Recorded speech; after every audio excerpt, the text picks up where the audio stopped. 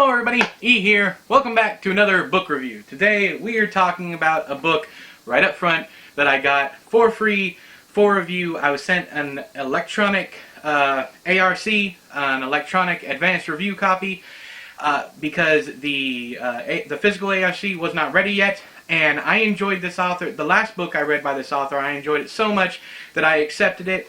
They did end up sending me a hardcover.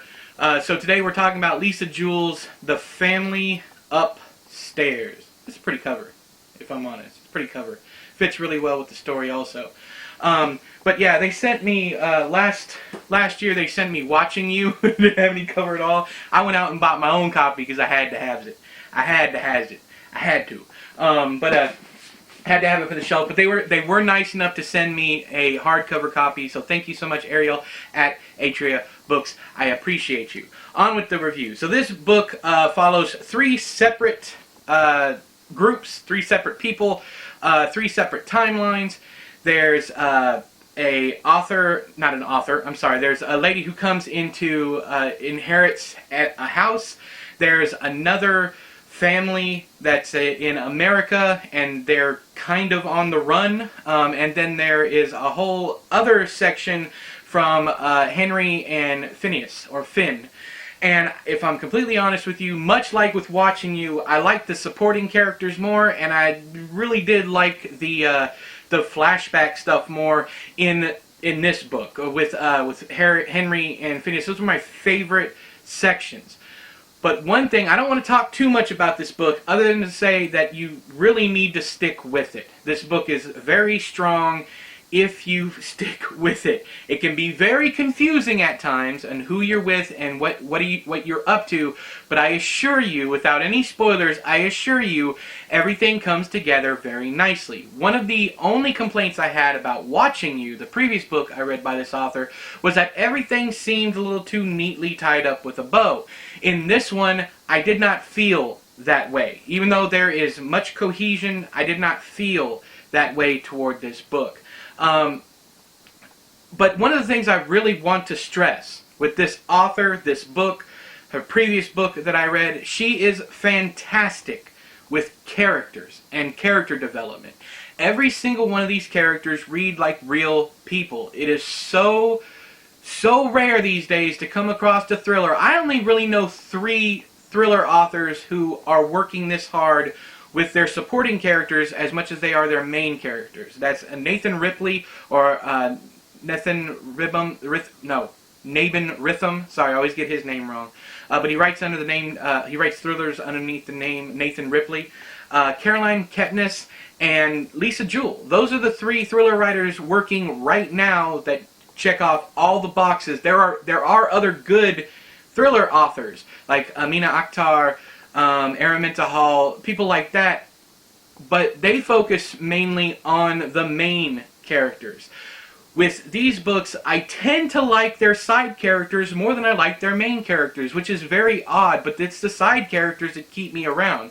And what a good side character or supporting cast will do for the book is really boost the world building. And I know this isn't epic fantasy or science fiction, but it boosts the idea that your main character is in a real world and not, just a hero or heroine in, in some cookie cutter situation.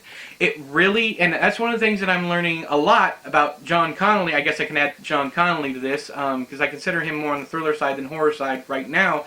That's another thing, and it just so happens that all these authors are published by the same company, and that's Atria or Emily Bessler, which is all subsidiary of Simon & Schuster, I want to say. I don't think it's Scribner, because if it was Scribner, I'd be getting the new Stephen King books all the time. So I'm guessing it's probably Simon & Schuster. But whoever is picking these books for this company is really hitting it out of the park. These authors care about their characters, and they care about where these characters are going, at least for the thrillers. I've had absolutely no problems with any of the thrillers that they have sent me. I have not given glowing 5-star reviews to all the books they have sent me. The Mansion, The Obsoletes, these are books that I hated.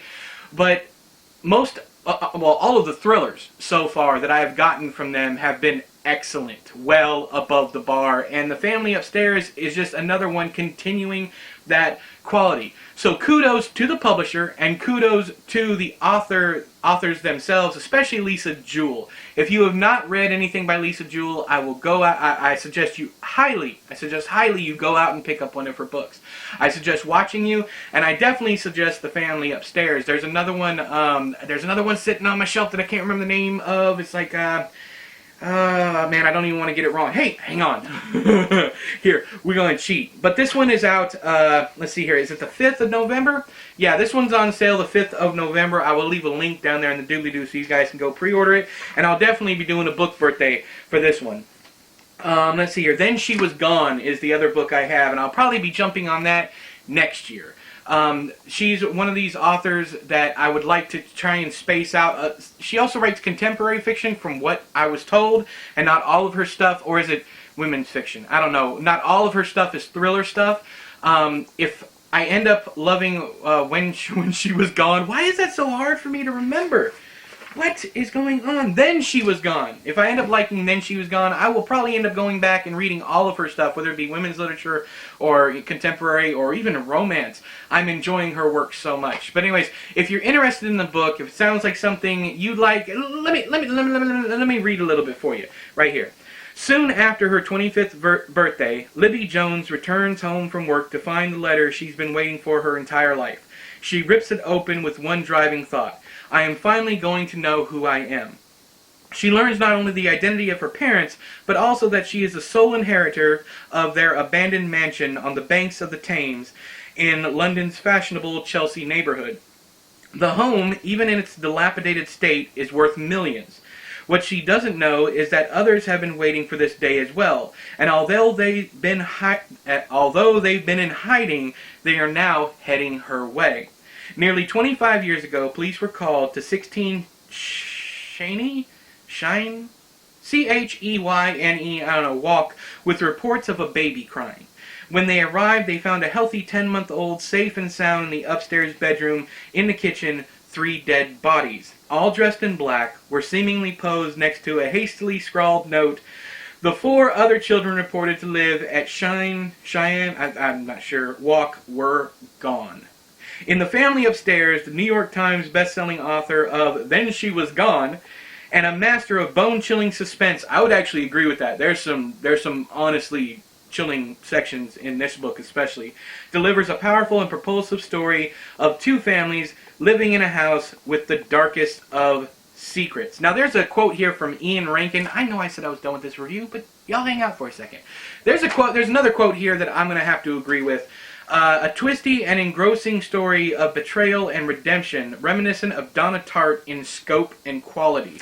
I would say that this is a entry-level Donna Tartt. I'm not saying that this is dumbed down in any way, shape, or form, but if you want to get into Tartt, this is a good place to start. I promise I'm not trying to rhyme. But yeah, go if that sounds interesting to you, definitely go check it out. Even if you're kind of on the fence, I would still say check something out by Lisa Jewell. But until next time, I have been E, you have been you, this has been another book review. I'll talk to you guys later. Bye-bye!